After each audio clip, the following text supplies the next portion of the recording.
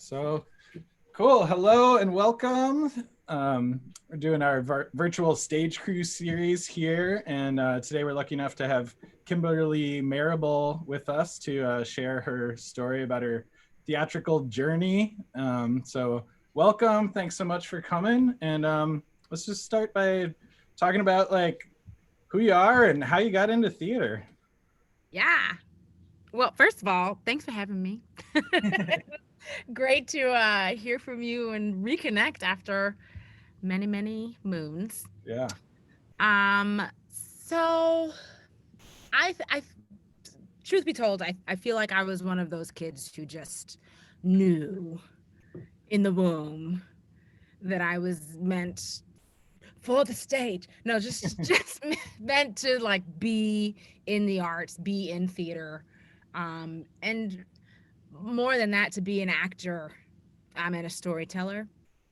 And so spent a lot of time embarrassing my parents, like dancing around, at the grocery store or whatnot. Um, yeah, so I mean, that's really when it started. And would do shows at school, at church growing up, theater camp, all the voice lessons, the dance class, and all the things. Um, and then it came time to apply for college. And I decided, yes, I want to go to college. So that was the first step. So then it was like, well, do I want to go to a conservatory program? And so first of all, I'm from New York. I'm born and raised in Brooklyn. Um, Live here now, not in Brooklyn, but still in New York City. Um, and I just knew I needed to be in a city, go to school in New York, and this is where I need to be.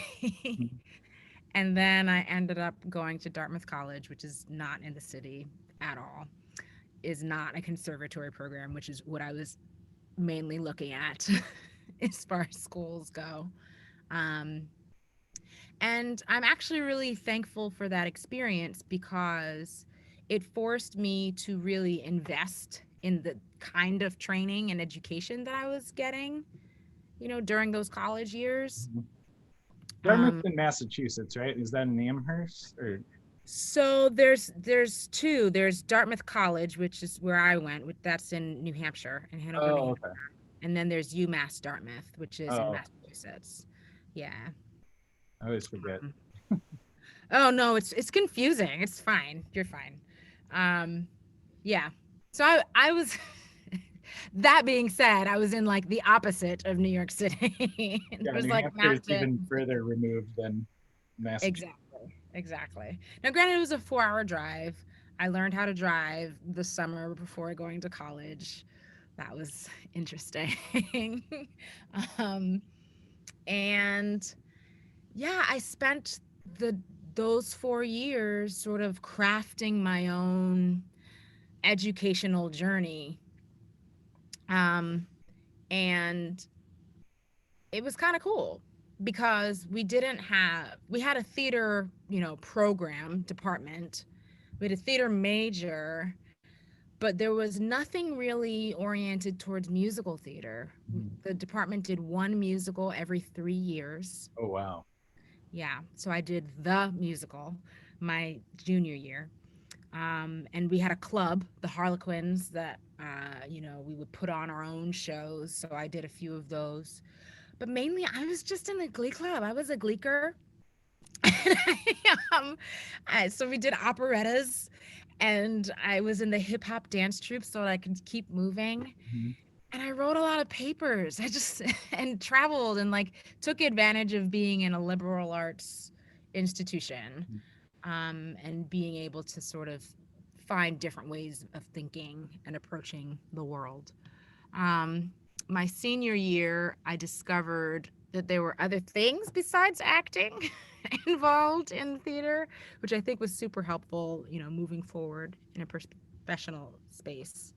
For my senior project, I ended up producing an original play, and I really enjoyed that. I enjoyed like bringing people together to create art, and everybody sort of bringing whatever skills they had and whatever passions they had to the table to make something awesome. And so I graduated thinking that that was what I wanted to do, that I didn't want to be an actor and I wanted to be a producer and like bring shows to the masses.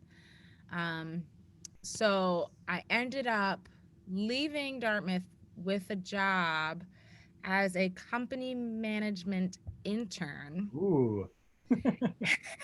at Northern Stage, which is a regional theater in Vermont. That job is not a producer. That is like completely different. Essentially, company managers, they make sure that your life outside of the theater is good. So they deal with contracts. If you are traveling to get anywhere, they deal with your travel arrangements. They help you get groceries. Will pick you up from the airport. If you need to go to the post office, they'll take you to the post office.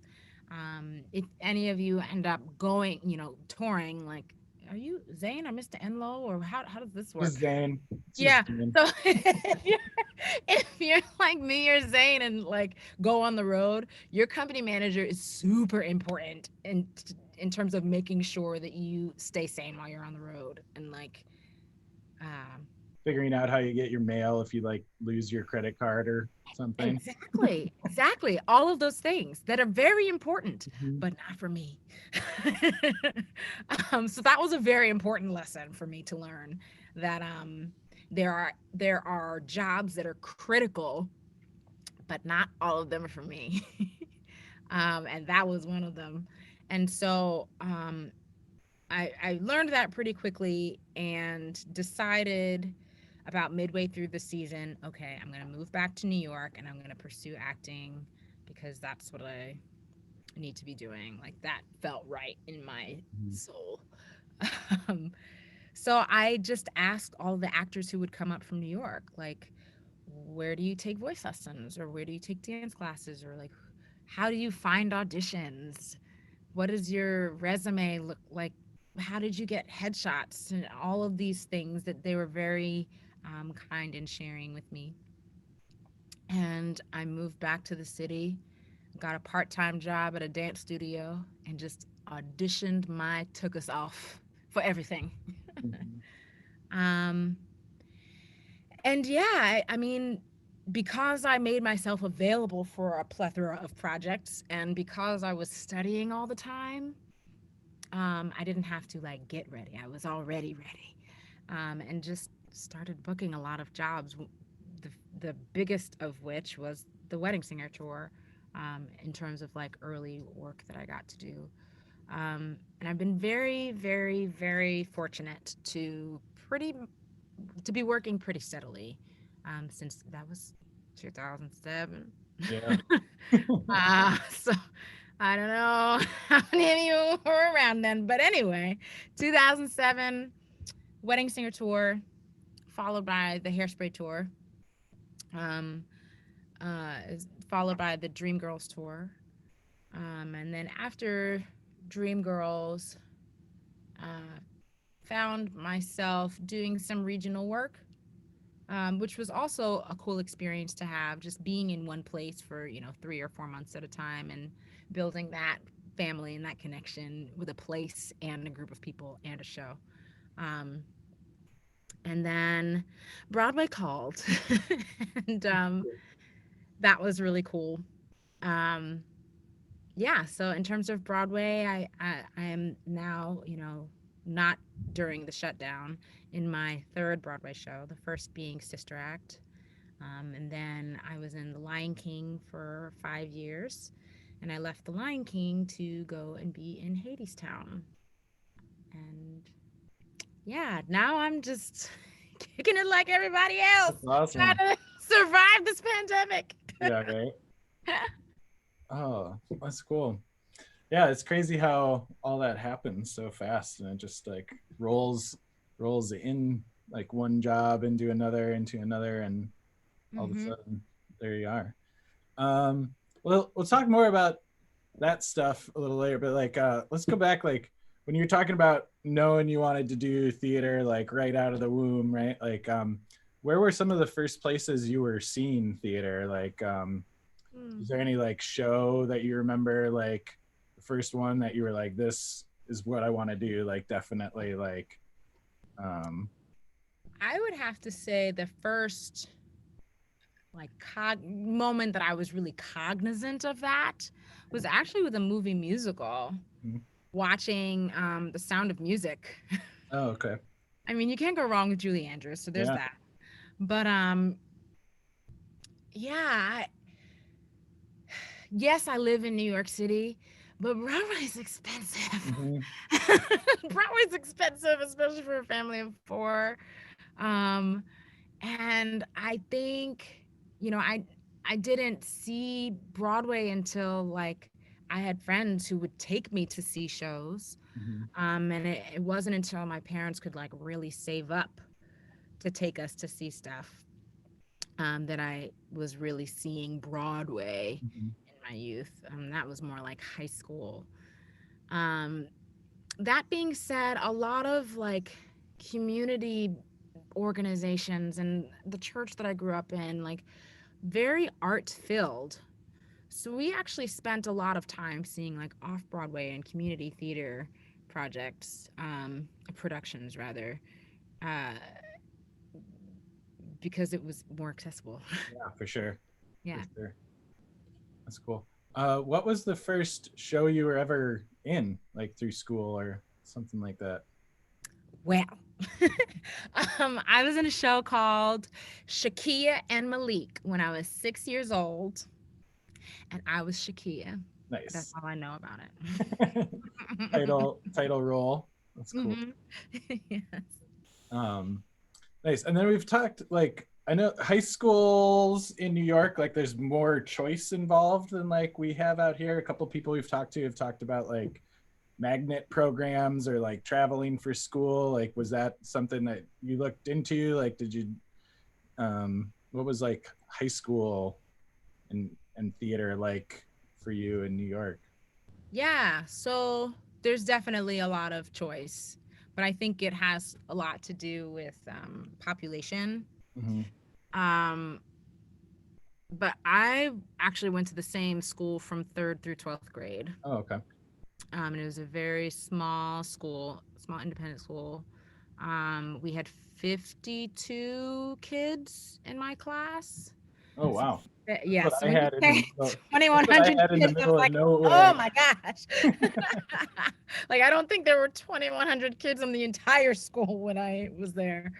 Um, but yeah, so in terms of theater, we definitely did shows. And theater was definitely a part of our, educational Mm-hmm. experience from starting from the young age. They didn't necessarily do like lower school plays, but they did do a lot of music education then. And then once we got to middle school, there was, middle school play, I think one or two a year. And then high school, there were two productions. There was like the play and the musical. And yeah, I mean, so it's interesting. By the time I got to high school, I was doing shows at the school, but I was also doing like community theater, youth theater group. Mm-hmm. Hey, plant. Doing that sort of thing outside of school. So I just had to figure out like which one I was doing at Mm-hmm. any given moment. Um, Here's another thing. So because our school was so small, we didn't have like a campus. Sure. But there are other schools that I know of that have, state of the art theaters like Mm-hmm. you. I mean, they're not offering it to the community, I don't think, but yeah, we had a smaller situation. Nice. Um, cool. So you touched on college a little bit. I know like a lot of these folks are like starting to think about college and like looking at various programs, and like a lot of people you've talked to have definitely like seemed to stress kind of the liberal arts education and just like getting that well-rounded sort of knowledge mixed in with your theatrical education. Mm-hmm. Um, is there anything in particular from college that really stands out for you? Like I know you kind of were looking at like more of the producing for a while, and like I know a couple people have asked about like certain classes that really like kind of like stick with you, or like certain people or little like things you learn that really kind of like made that change in the way you think about like moving forward in this industry. Yeah. So I'm going to say a couple things. The first thing is that while I was at Dartmouth, the theater department was in flux. It was very much in transition. So I actually took the required classes for the major, but I stayed pretty far away from everything else just because what I was looking for Mm-hmm. didn't exist, and I wasn't really interested in spending my tuition dollars in a class that I wasn't interested in. Um, and one of the great things about Dartmouth is that you can modify a major and essentially create your own based on what you're interested in. Um, and so, to answer your question, I actually found my sociology classes to be the most um, integral in terms of the direction that I've taken my career, um, because it's a more it's a less academic way of studying people Mm-hmm. and why people do the things that they do. Um, not academic is not quite the right word. It's a less clinical way. Mm-hmm. You're not really studying the science of it and what chemical reactions are happening to make people act a certain way or do certain things. You're studying what the causes are. you know if somebody comes from a certain background, how is that going to change how they see the world Mm-hmm. and thus how they act in the world. Yeah. um so I the discovery of that as uh as a thing was really cool, actually. I got to take some really neat classes, um, and just think about things on a more global and holistic level than I had before. Um, and even, when I'm working on different projects now, I think about those things. I Yeah. think about, just for example, Hadestown, like Persephone, if I'm being Persephone, the queen goddess is going to act differently or pursue things in a different way than like the worker who's like stuck in Hades town. You know, it's a different, and how are they going to move their bodies based on their physical and otherwise experiences? So I do think that liberal arts education has a place. What I will also emphasize is that you know what's best for you. Mm-hmm. I nor anybody else can tell you what you should be doing. You know, if college is the right route for you, then you need to be someplace where you feel safe. You need to be someplace where you feel inspired by the curriculum and the things that the school offers, whether they have travel opportunities, all sorts of stuff, or even like I didn't do my due diligence. I didn't know that they only did one musical every 3 years. I might have chosen differently. Now I'm glad I went. I got to go places that I never would have gone, if I had gone to a different school, but and met people that I never would have met. But your choice of college experience truly rests on you. Your parents are not going to go for you. so so yes, maybe they're going to help you pay for it, Yeah. but ultimately you need to be in an environment where you will Mm-hmm. thrive.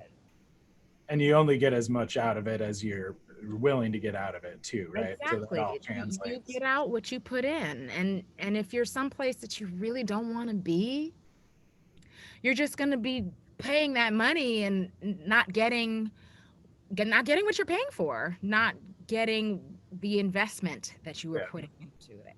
for sure.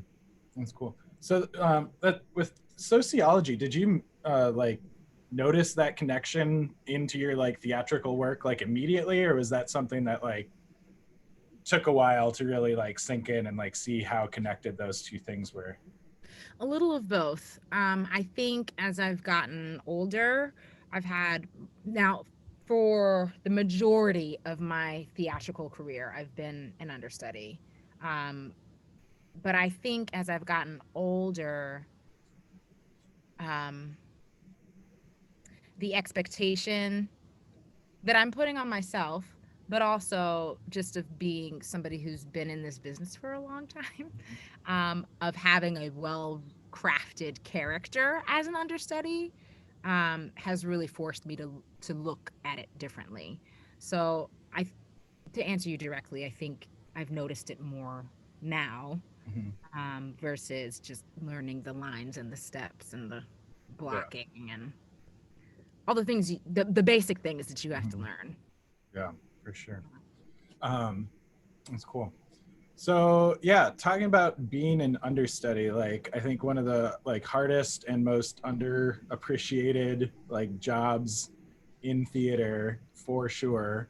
Um, I mean, the tracks that I saw you run on The Wedding Singer, I know you've like understudied some huge roles.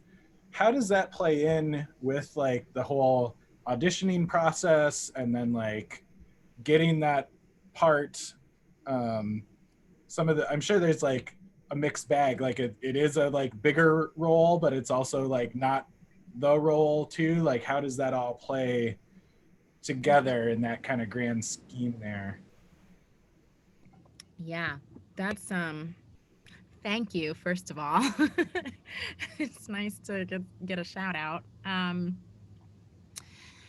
You know, similar to swings, I'm guessing people know what swings are. They might need a. We don't No worries. necessarily have one, so yeah, a little So background would be a, good. a swing is essentially an understudy for the ensemble. So they, if you have a chorus or understudy of 12 people, the swings will cover all 12 of those people. Um, and they are superhuman, uh, to put it mildly. But like swings, understudies have to be better than everybody. Like that's the reality of the situation. You have to be able um, to sing, dance, and act the leading role, as well as sing, dance, and act all of the ensemble parts. And then you know, you have to be cognizant of how you learn and how you retain information so that you can hold on to all of that, learn most of it on your own, Mhm. and be ready to go on at a moment's notice. So it's a completely different skill set than I think a lot of people realize they need to have. Mhm. It's a completely different skill set than what a lot of leading performers have, where they are just asked to focus on one thing. Um, and they have to be just as good as the person who's just focusing on the one thing. Um, so, in terms of auditioning for an understudy part, it's actually pretty interesting because most of the time, you'll go in the first time and they're just making sure you can sing and like that you are capable of doing the basic skills required. But most of the rest of the time, they are seeing you for that leading role to make sure that you have what it takes to do it, Mhm. and be ready to go on and give a star worthy performance.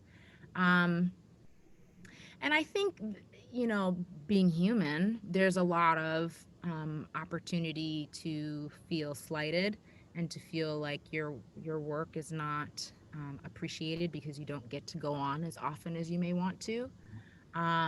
But that's the gig, as Yeah. they say.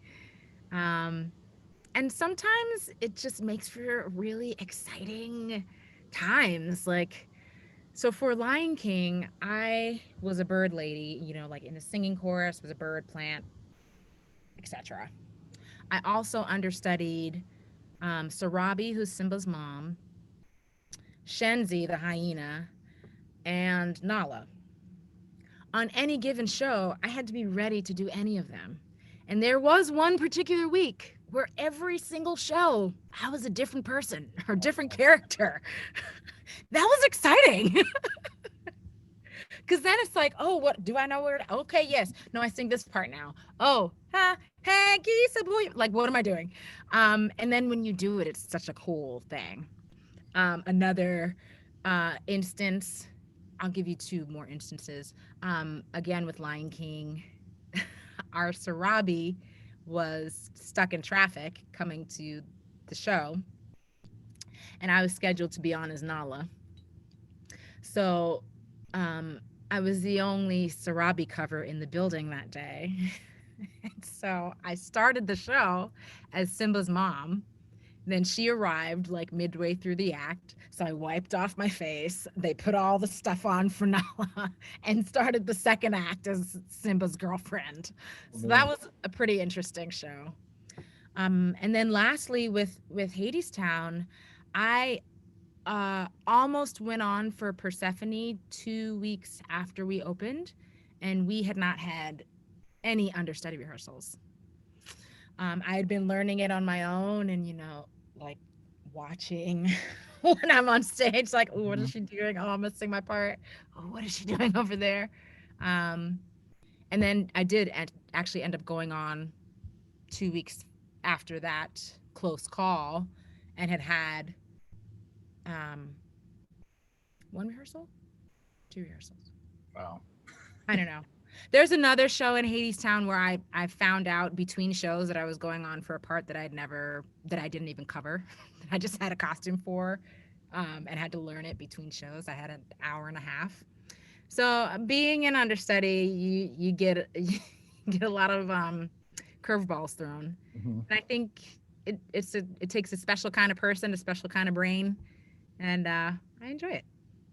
And I assume that that carries with you. Like people see that on their resume and like see that as a very specific skill set that like not everybody has, right? Like I think so, and they don't especially say it. for swings, definitely. I mean, not everyone can be a swing. That's a lot to be able to differentiate between ensemble person number one, two, and three, Mhm. who may wear the same costume or go to, number four stage right Mhm. versus number two stage right. Like that's a lot to consider.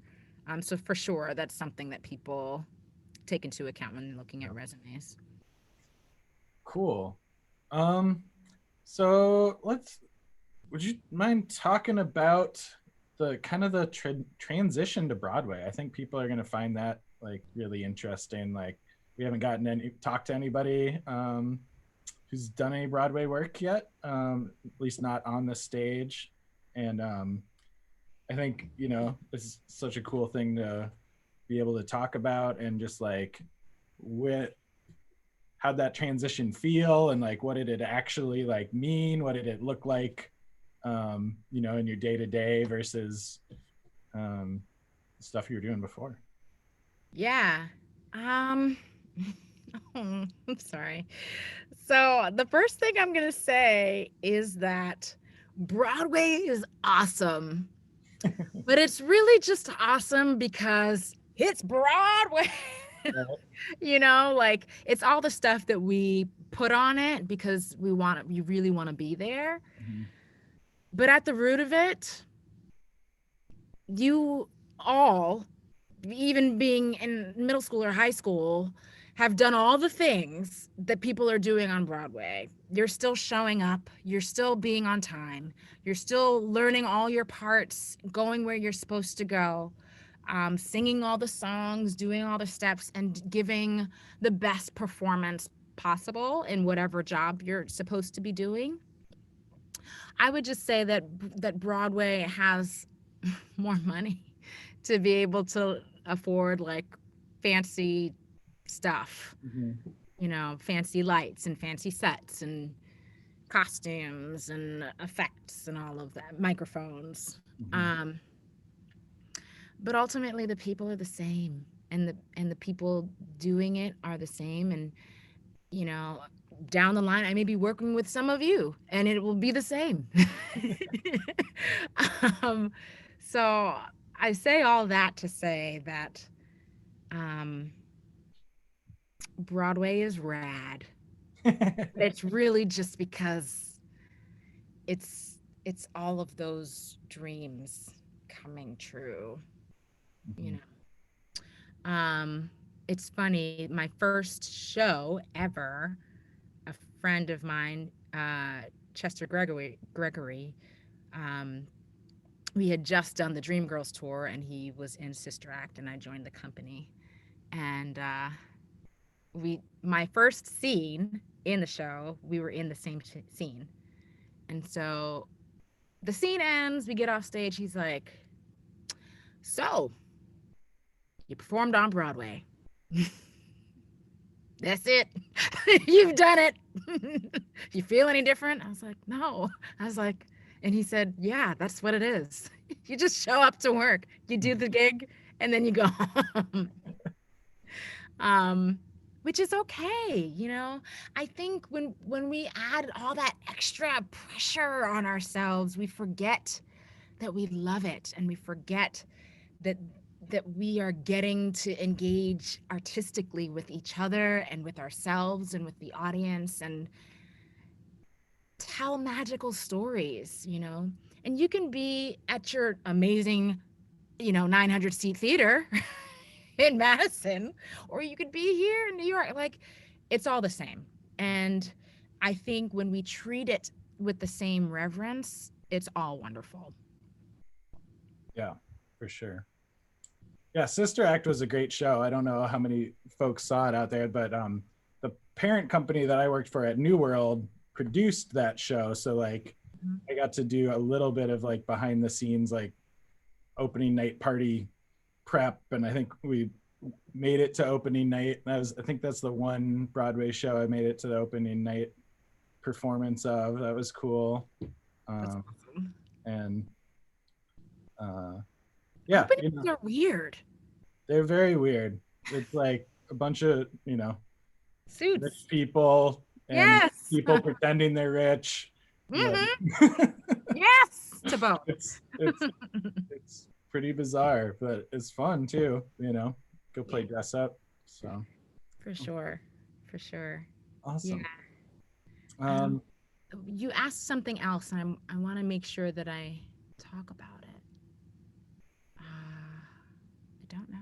I mean, you really hit it. Like the work is the same for the most part. Like you're still doing your job. Like it is a job. You've got to work as hard, if not harder. Sometimes you have to work harder doing the other stuff too, because it's like more work to get up to that point.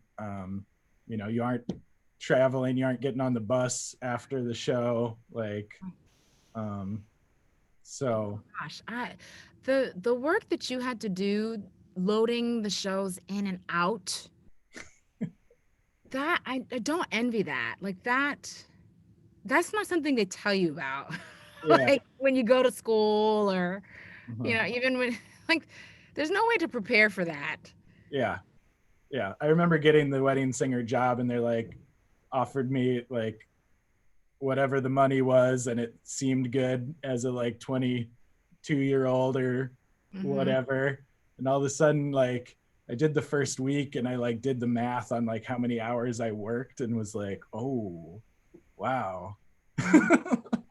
Not This is a whole different thing. Like nobody said you were going to get up at like 7 every Tuesday and work till 9 and maybe sleep till 10 the next day and be at the theater till 10 and do it again and again and again. And like, you know, with one day off, maybe. and you're flying. So you're still getting up at like 6:30 to get on a plane and expected to be like super happy because that's your day off. Right. Get to some other city where you don't know anybody. I mean, Mhm. It was Yeah. fun, but it was also like so weird, you know? Like I've always told people like the first 3 months were amazing, second 3 months were totally tolerable, and the last 3 months like was ready to do something else. Yeah. It's Um, definitely a learning curve. Um, yeah, yeah, learning curve. cool. So, what advice do you have for folks on a similar path that like really want to like act, like want to be an actor?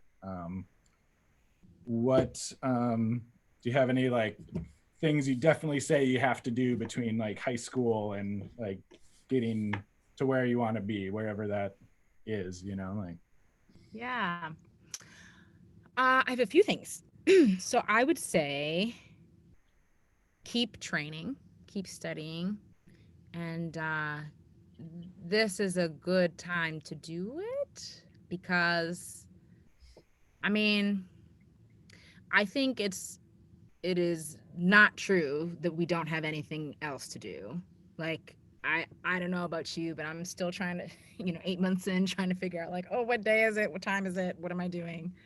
But because we are home and because live things are limited, this is a great time to train and take class and to to read plays and all sorts of stuff like that, to figure out what your monologues might be or build your audition. I don't know that you have audition books yet, but when you get older, you're gonna need to make an audition book and like a collection of songs that you'll sing at auditions.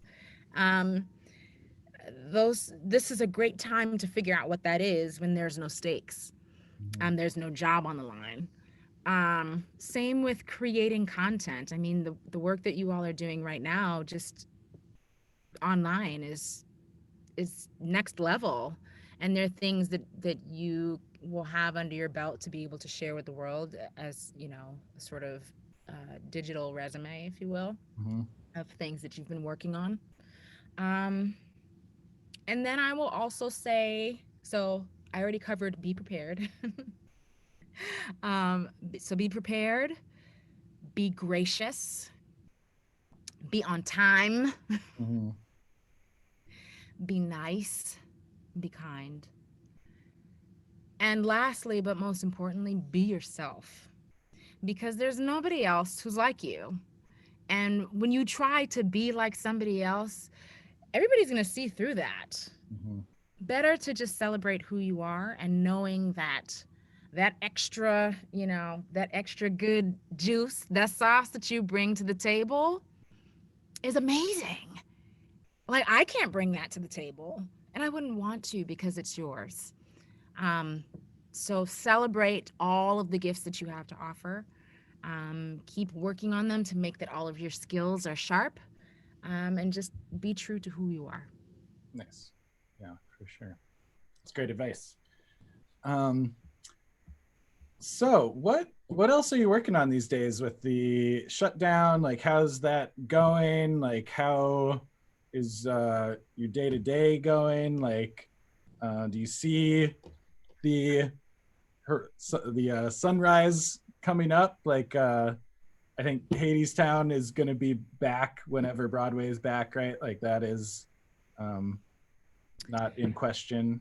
No, yeah, we're definitely coming back. It's sort of just a matter of when and the trajectory of the virus and the availability of the vaccine and all of that.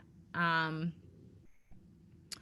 yeah, I have so right when the shutdown happened, my partner and I decided to build ourselves a voiceover booth, which is where I'm sitting at the moment. Nice. um, and so I've been doing that. I've been reading a lot of scripts for money. And it's actually been pretty cool, just like getting to sort of venture into something that I was interested Mhm. in, but didn't really have the time to do in this way. Um, and I've also been teaching a lot. I'm teaching at Drexel this quarter, and then again next quarter, a song interpretation class. Um, I've been there's a couple apps where you can be or you can hire a reader to read for your audition tapes. So I've been doing that as a reader. And yeah, just teaching a lot of master classes and choreography from the show and Q&As and stuff. And when I'm not doing that stuff, I'm taking kung fu and eating. Nice. Cool. Yeah. I was just gonna ask another question there, and now I'm spacing out on what it was. I'm rubbing off on you. Sorry about Oh, that's all that. right. um, yeah, must not have been that important. So, moving on then. So then, how do you see the industry changing right now? Like both kind of in general, and then like COVID specific. Like, um, what changes that have happened do you think are gonna like hang on? What is gonna like be there for a while? Like just this whole 2020, like where is it taking us in this industry? Mm-hmm. Well, there's a few things that are going on. I think in terms of uh, like film and television, there's a lot of animation that's happening. Thus voiceover. Uh, and also, SAG-AFTRA, which is the union for film and television, has been really motivated is the wrong word, but that's the word I'm going to use. Motivated to create and enforce COVID protocol that allows people to work. So there's been a lot of TV shows that are working. They are filming and they have on set testing and areas where you can wear a mask or not wear a mask and all sorts of stuff. Um, so that's been good, and I think those protocols will stay in place, until the virus is gone. Uh, there's not as much of that happening in theater. Um, Largely, there has not been in person anything, except for a handful of cases that were approved by Actors Equity. And there have been other in person productions. I mean, you all did one. So, that have had various levels of success in terms of, Ours COVID. were fully virtual so far. Oh, okay, got it. Yeah, we were gonna try to do some like small in-person stuff, and it just like the timing with the It curve didn't has work not out. worked out yet. So Yeah. I'm glad. um, but I mean, from what I've read, the productions that have done in-person theater without the proper protocols have all had outbreaks of the virus, and so what we're seeing right now is that unless people are revamping their theaters with, you know, air filtration systems, or at least have barn doors that they can keep open, yeah. there's not really there's not the kind of innovation that we're seeing to make live theater that we Mm-hmm. are seeing in film and television. I will say that virtual work has bloomed. There's a lot of Zoom readings and um, a lot of like similar to what you're doing with the movie. People sort of film their thing on their own or maybe use a green screen and then it's edited together to create work. A lot of outdoor concerts, um, but that's pretty much it as far as theater. Like, it truly is in a shutdown, Mm-hmm. at a standstill, and will be until not the beginning of next year. Yeah. Definitely well into 2021, um, which makes me sad. I think that the all the brilliant minds have sort of decided, well, we're just going to wait until there's a vaccine. Yeah. But I don't know. I don't pretend to be one of those brilliant scientific minds. Yeah. But there's got to be another way, Mm-hmm. even if it's virtual, like allowing for theater to happen Yeah. on a Um, greater scale. I've been kind of curious, like, have you done like virtual auditions? Do you think that's something that will like hang on?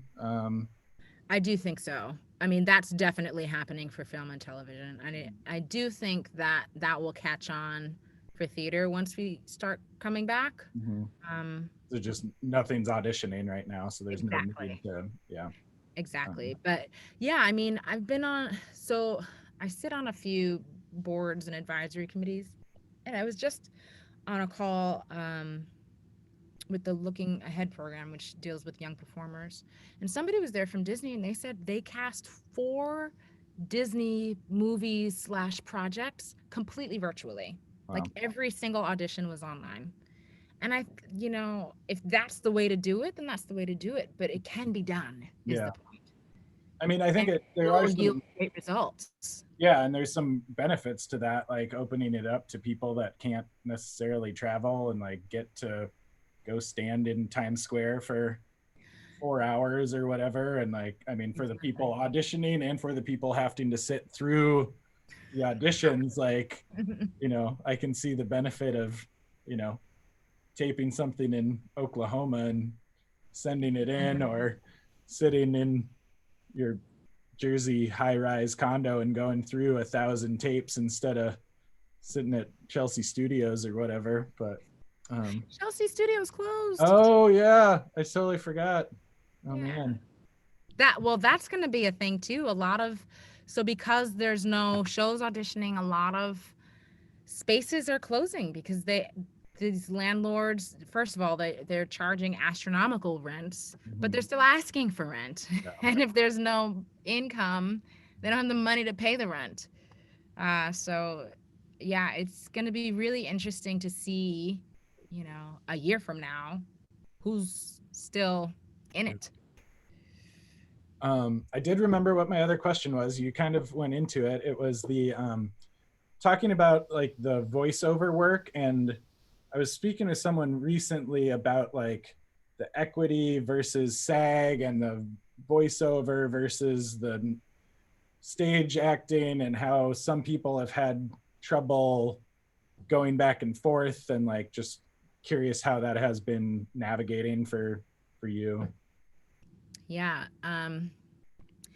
Yeah, that was a weird a weird dispute because I'm a member of both unions. Mm-hmm. Um, the argument really was about streamed theatrical performances.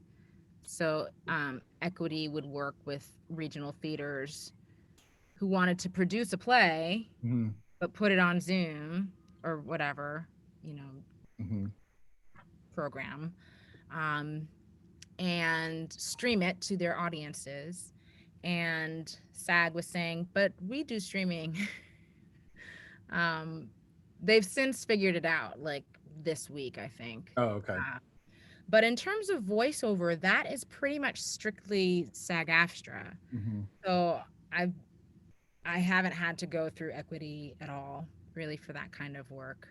And a lot of the same with like animation shows that has nothing to do with Equity. It's only SAG-AFTRA. But a lot of the work that I've been doing has been more like promotions, like being Ruben Saturday night at 9. It's like that kind of stuff. So again, not relevant for Equity. Mm-hmm.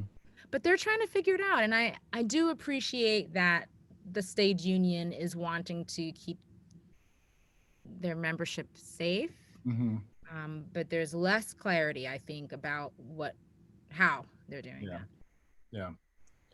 The streaming stuff's super interesting. Like we are doing Cinderella for our musical in the spring because that was one of the few pieces that had like a streaming option lined up. Like finding a show that had any streaming rights available was pretty difficult. So Hmm. how that changes, or how they kind of decide to tackle that, because I think for a while that there's going to be some sort of, especially for the kind of stuff we do, like a streaming option is going to be good for grandma and grandpa for a while, or great Yeah. grandma, great grandpa, or whatever. I think like, and if that becomes an option, I think there are people that would take advantage of it, and maybe get it out there to a wider audience. So I think it will be interesting to see. I think that's starting to be developed now. I recently did a concert of a. I'm loosely calling it a concert. They're calling it a concert, but they were full out. It was a show. Anyway, they did a concert that was live streamed. We were in person, Mhm. Socially distanced, free tested, all the things, all the precautions. Um, but it was streamed and it was available for a certain number of days, and people paid for access to the live stream. Mhm. And I think that that's what it's gonna be for a little bit, like Mhm. sort of calculated risk, similar to what they're doing on TV and film sets, of like these select people can be on set. There's daily testing or regular testing. There's all sorts of protocols to make sure that there's social distancing and no shared food and this and that. And then allowing for people to access it in the same way that they would a theater, Mhm. a theatrical production, like a limited run or Yep. a certain amount of money. Yeah. The only thing though is that tickets cost way less. So I Mm. don't know if it's the way of the future, but I wonder if it's something like you were saying, that it can be an addition. Yeah. That's what I'd like to. I think it would be kind of cool to see, like some of the concerts, like where they've live streamed the concert. Like Mm-hmm. Maybe you don't always have the time to go to the show, but if you can like pay something and still get to see your favorite band do a show someplace, I think is a good option if the technology's there, and like if it's not that much extra work to kind of get some of this stuff out there. So I think it'll be interesting to see how that happens. So Yeah. cool.